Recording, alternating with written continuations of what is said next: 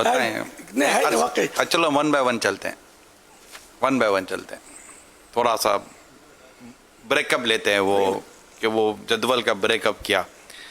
اچھا, یہ آپ ارشاد فرمائیے کہ ماشاءاللہ آپ کا ایک مزاج ہے تحریر, یہ آپ کا ایک اپنا مزاج ہے, اور کتابیں بھی ہیں, رسالے بھی ہیں, اور ایسا لگتا ہے کہ تحریر کے بغیر جیسے کہ آپ اپنے آپ کو بھی ادھورا پاتے ہوں گے کہ یار تحریری کام بہت ضروری, قلم تو یہ دیکھ بھی رہتے اسلام بھائی.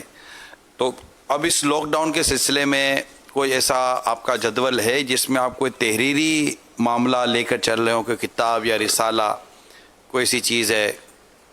لاک ڈاؤن میں میری مصروفیت بڑھ گئی, لوگوں کو چھٹی مل گئی.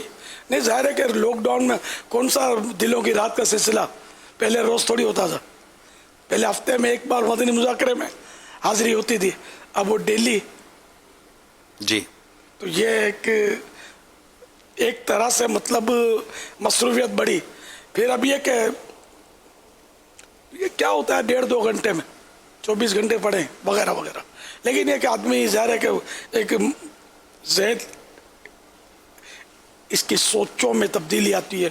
پھر یہ کہ انسان ہے, تھکن بھی لگتی ہے, اور کچھ بھی ہوتا ہے, بہت کچھ ہوتا ہے. پھر یہ کہ تو اس طرح رکاوٹ تو پڑتی ہے. میں پھر بھی کچھ نہ کچھ کوشش, خواہش تو ہے.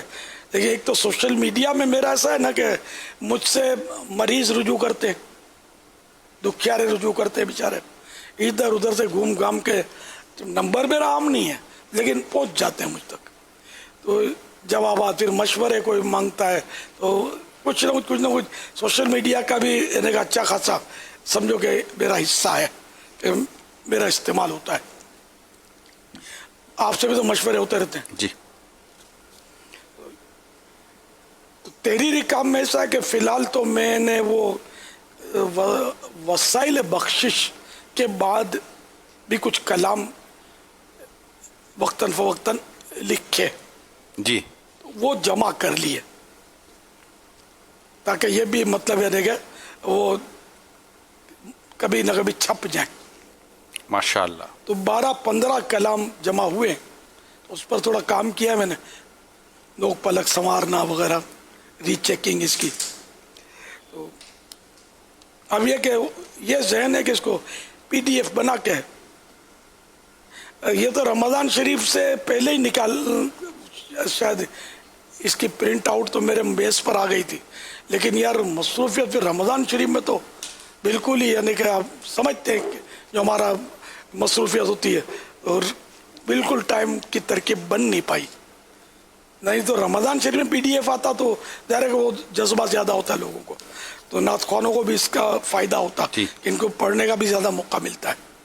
لیکن اب بہرحال تو یہ ذہن ہے کہ PDF اس کا نیٹ پر ڈال دیں گے آپ, سوشل میڈیا پہ. اب وہ نہیں خریدتے کہاں ہیں, ہر لوگ بہت کم خریدتے ہیں رسالے. آج کل اپنا روزانہ مطالعہ کرنے والا رسالہ بھی چھپ تو رہا ہے, شاید اب چھپ رہا ہے. مکتبۃ المدینہ لاک ڈاؤن میں اب تو کھلنے مارکیٹ, جی, اب وہ اعلانات تو ہوئے, اب اس بار شاید چھپا تھا 7 بجے تک شاید مارکیٹیں کھلنے کا اعلان ہوا ہے نا. تو زیادہ تر تو کیا لوگ وہ بولتا رسالہ بھی سنتے ہوں گے, کافی لوگ کچھ یہ کہ نیٹ پہ پڑھ لیتے ہوں گے. اب نیٹ کا رجحان زیادہ ہے, جی ہاں, موبائل پر, تو اس لیے PDF پہ رکھا آ گیا تو شاید یہ کہ لوگوں تک پہنچے گا. لیکن کتابی صورت تو کتاب ہے نا, اس کی افادیت اپنی ہے. پرنٹ ہو کر آ جائے تو محفوظ زیادہ ہو جاتا ہے. ایک چیز چھپ کر آ جاتی ہے نا کتاب کی صورت میں, چھوٹا رسالہ کم محفوظ ہوتا ہے, بڑی کتاب زیادہ محفوظ ہوتی ہے. اگر یہ وسائل بخشش کا اگر دوسرا ایڈیشن اگر یہ جیسے مکتبۃ المدینہ شائع کرے تو اس ایڈیشن کے اندر یہ ایڈیشن ہو جائے گا.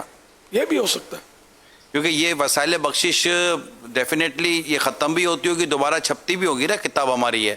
یہ اس طرح کی کتابیں کم بکتی ہیں, کلام نعتوں کی کتابیں کم بکتی ہیں کہ ہر ایک نعت خوان ہوتا نہیں ہے. نعت خوان ہوتے ہیں شخصیات, ان کو کوئی نہ کوئی ان کے دوست تحفہ دے دیتے ہوں گے.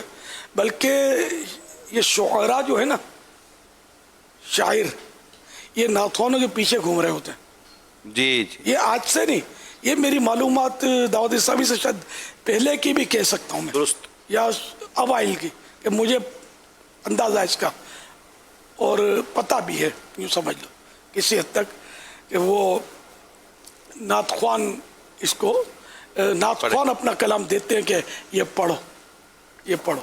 मुझे भी कभी कभी इक्का दुक्का कलाम मिले हैं कि आप ज़रा पढ़वा देना महफिल में। और एक साहब ने मुझे अपना कलाम दिया था और फिर खैर मेरी तवज्जो नहीं थी कि मैं अब क्या पढ़वाऊँ, इसमें कोई तर्ज़ें, और हर नातख्वान ऐसा नहीं होता कि वो तर्ज बना ले, इनकी भी कैटेगरीज होती हैं। तकरीबन एक दूसरे की ये नक्काली कर रहे होते हैं।